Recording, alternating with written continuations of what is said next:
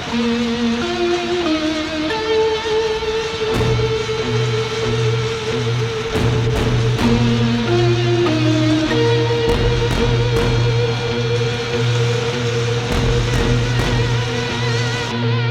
ြေအောက်ကျမ်းပြင် photo collage ရှေ့မှာမြစ်ဟာစင်းနီတုံပေါ်မှာပလက်လန်တယ်ဓာသွားဟာလေထဲကိုမြောက်သွားပြီးအောက်ပြန်ကျဖို့ကိုစဉ်းစားနေတယ်မြေအောက်ကျမ်းပြင်ဟာငါ့ကိုစိုက်ကြည့်နေတယ်ငါကလည်းမြေအောက်ကျမ်းပြင်ကိုပြန်စိုက်ကြည့်နေတယ်ဟိုဒါပိုင်းလိုက်နေတယ်ရှေ့မှာမြစ်အဲ့ဒီမြစ်တစ်လျှောက်ငါစီးတော့ကန်းဆက်မှာမိုးယိုနေတဲ့ကြောက်တုံးတွေကိုတွေ့ရှိရတယ်ကြောက်တုံးကအော်ပြောတယ်ကျမကိုကဲပါကျမကိုကဲပါငကားဖေကြီးကကျမကိုအတင်းအိမ်အောင်ချပေးဖို့လုပ်နေတယ်နောက်ကြောက်တုံးကဝင်ပြောတယ်ဒီလူတွေငါတို့တစ်သီးတွေကိုကောက်သွားတာဘယ်တော့ဆုံးသတ်မှာလဲဒီစကားကိုကြားတော့လှော်နေတဲ့ရှလေးဟာမိုးပေါ်ထောင်တက်သွားတယ်တိမ်ပင်လေတဲ့အဝေးကြည့်မှန်ပြောင်းနဲ့ကြည့်ပြီးမိုးဥတုလို့ယူဆရတဲ့နေရာမှာပိုက်ကွန်ကိုပြစ်ခဲ့တယ်အောင်းငုံကြည့်တော့ယထာငွေလိုပဲရေပေါ်မှာရွေ့နေတယ်လေပေါ်မှာဖျားကငါတို့ကိုမေးလျော့နေကြမြေပေါ်မှာငကားမင်းသမီးလေးဟာသူ့ကိုရှာမတွေ့အောင်ပုံနေရေအောက်ကျမ်းပြင်ကဖမ်းမိတဲ့အတန်နဲ့တောအုပ်ကိုစုပန်ပြီးဓပုံတွေနဲ့ပင်လယ်ကိုချော့သိမ့်တယ်အနီအောင်ဆေးသားဟာရေအောက်မီးတောင်ကနေစိတ်ကြီးပန်းထွက်နေတစ်ခုတ်သမားရဲ့ပစိန်ဟာဘိန်းထိုးပြီးရေအောက်ကကြောက်တုံးရဲ့ဘေးမှာခွေလေးပိန်းနေဆောက်ကင်လို့ရတဲ့အရာအဖြစ်အသွင်ပြောင်းခံလိုက်ရတာကြောင့်အိမ်မက်တွေဟာညောင်ပင်မှာကိုကြိုးကွင်းဆုပ်ပြီးတက်ညီလက်ညီဆုံးစီရင်လိုက်ကြတယ်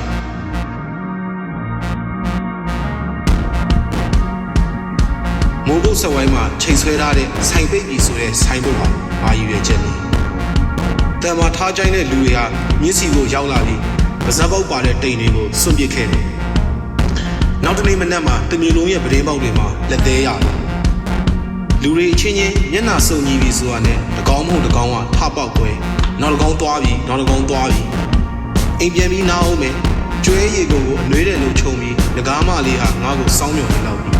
ဒီငကားမလေးကိုငါဖတ်ထားပေးမယ်သူ့ရဲ့ငကားဖေဖေကြီးကလည်းတီးသွားရင်ဘိုက်ပေါက်ထွက်သွားအောင်ထိဒီညစ်ရည်တွေကိုငါတောက်ရလိမ့်မယ်ပြန်စရာအိမ်ပျောက်ဆုံးတဲ့ငါးတွေဟာငါ့ကိုချိန်ဆကြအောင်ငါမကြောက်ပါဘူးကြောက်တုံးရောင်ဆောင်ထားတဲ့ငကားမလေးငါဘေးမှာရှိတယ်ငါမကြောက်ပါဘူးငါမှဖြူနေတဲ့စပင်းတွေနဲ့ညှက်လို့မကုန်နိုင်တဲ့လက်သေးတွေရှိတယ်ငါမကြောက်ပါဘူးငါလက်သေးတွေကပဲငါ့ကိုပြန်စားသွားလိမ့်မယ်ငါမကြောက်ပါဘူးဆန်စိလဲဆွဲကိုငကားမလေးအတွက်လက်ဆောင်ပေးတာလေမြေအောက်ကျမ်းပြင်မှာငြိမ်ပြီးထိုင်နေလို့ကတော့အလကားပဲ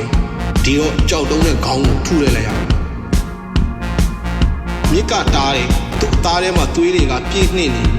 ရေတကုံလိုပဲမြစ်ကသွေးတွေကိုအန်ချတယ်နက်ဝက်တွေကပလွေမှုတ်တယ်ကလေးတွေကလိပ်ပြတွေဖြစ်သွားတယ်ထို့နောက်လှိုင်းတဘိုးတွေကငါတို့အားလုံးကိုတင်ဆောင်သွားပြီးရုပ်ထုရဲ့ခြေတော်ရင်းမှာထားခဲ့တယ်ပြီးတော့သက်ထွက်တဲ့အထိချောင်းကိုတဟုတ်ဟုတ်စိုးစီတော့တိတ်ဆုံးပြီးနောက်မြစ်ထဲမှာလက်ပဲလို့ရအောင်အားလုံးအတွက်ဆင်ရိုးနဲ့လှုပ်ထားတဲ့အခေါင်းတွေကိုမြစ်ကိုယ်တိုင်ကစီစဉ်ပေးထားတယ်နောက်ဘဝဆိုတာရှိသေးရင်မြို့ကန်တထေးတယောက်ရဲ့အိမ်ရဲ့လှစေအေကန်ထဲမှာလူမသိသူမသိကြောက်တုံးတွေအဖြစ်ပြန်လဲစုံစည်းကျင်သေးတဲ့အကြောင်းကျွန်တော်တို့ပြောပြကြတယ်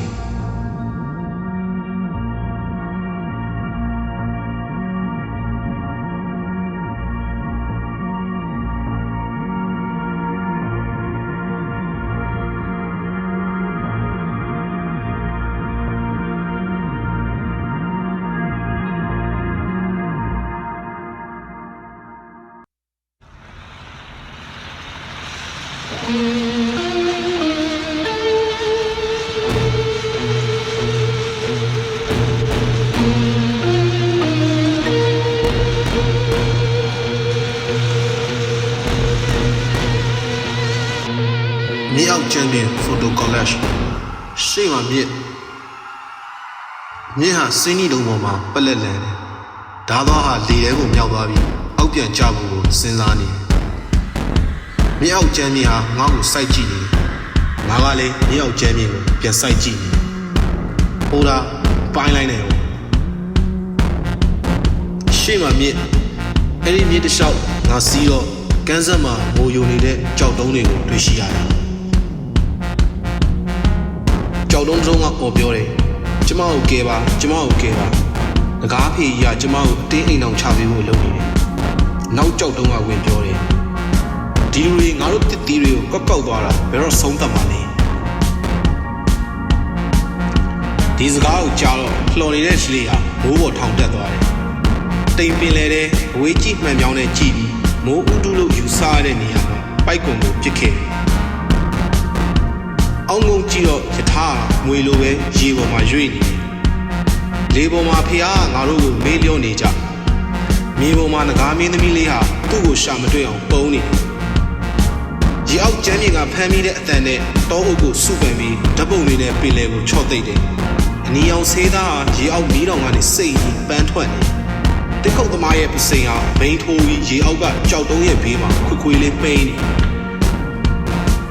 ဆုပ်ကင်လို့ရတဲ့အရာအဖြစ်အသွင်ပြောင်းခံလိုက်ရတာကြောင့်အိမ်မက်တွေဟာညောင်ပင်မှာကိုကြိုးကွင်းစွပြီးတက်ညီလက်ညီအဆုံးစီရင်လိုက်ကြတယ်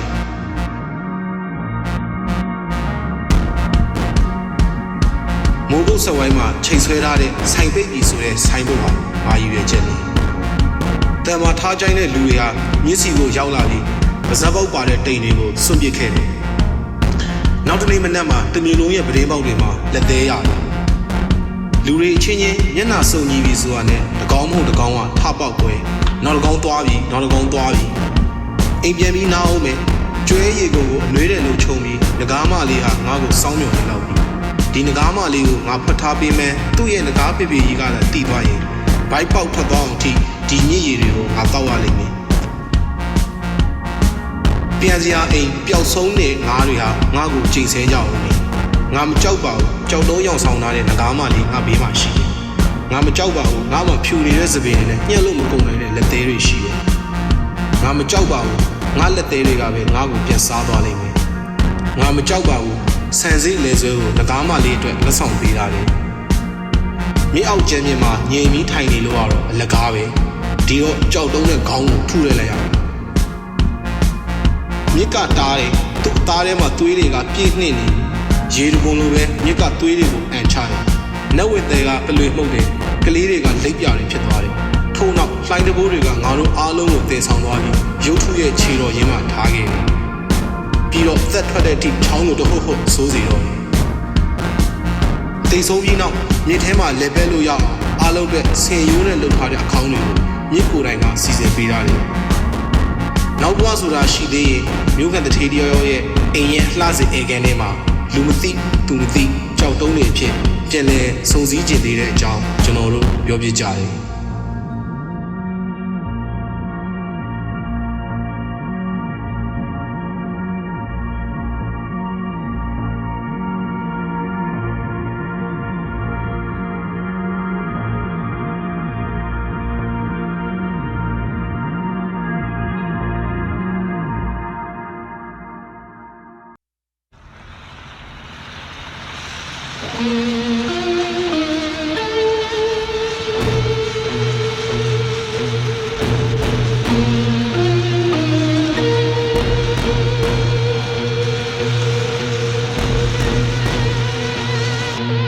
မြေအောက်ကျမ်းပြင်ဖိုတိုကောလက်ရှေ့မှာမြစ်ဟာစင်းနီတုံပေါ်မှာပလက်လန်တယ်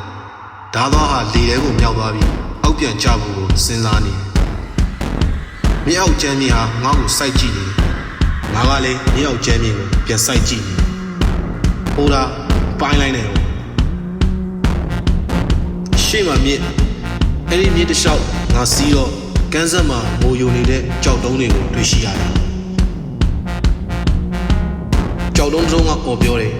ကျမကိုကဲပါကျမကိုကဲပါငကားဖေကြီးကကျမကိုအတင်းအိမ်အောင်ချပေးဖို့လုပ်နေတယ်နောက်ကြောက်တုံးကဝင်ပြောတယ်ဒီလူတွေငါတို့တစ်တီးတွေကိုကောက်သွားတာဘယ်တော့ဆုံးသက်မှာလဲဒီစကားကိုကြားတော့လှော်နေတဲ့ရှလေးဟာမိုးပေါ်ထောင်တက်သွားတယ်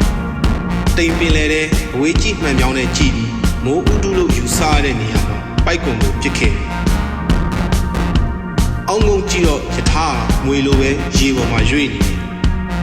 လေပေါ်မှာဖះကငါတို့ကိုမေးလျော့နေကြမြေပေါ်မှာငကားမင်းသမီးလေးဟာသူ့ကိုရှာမတွေ့အောင်ပုံနေရေအောက်ကျမ်းမြေကဖမ်းမိတဲ့အတန်နဲ့တောအုပ်ကိုစုပန်ပြီးဓပုံတွေနဲ့ပင်လယ်ကိုချော့သိမ့်တယ် အနီရောင်ဆေးသားဟာရေအောက်မီးတောင်ကနေစိတ်ပန်းထွက်နေတစ်ခုတ်သမားရဲ့ပစိန်ဟာဘိန်းထိုးပြီးရေအောက်ကကြောက်တုံးရဲ့ဘေးမှာခွေလေးပိန်းနေဆောက်ကင်လို့ရတဲ့အရာအဖြစ်အသွင်ပြောင်းခံလိုက်ရတာကြောင့်အိမ်မက်တွေဟာညောင်ပင်မှာကိုကြိုးကွင်းဆုပ်ပြီးတက်ညီလက်ညီဆုံးစီရင်လိုက်ကြတယ်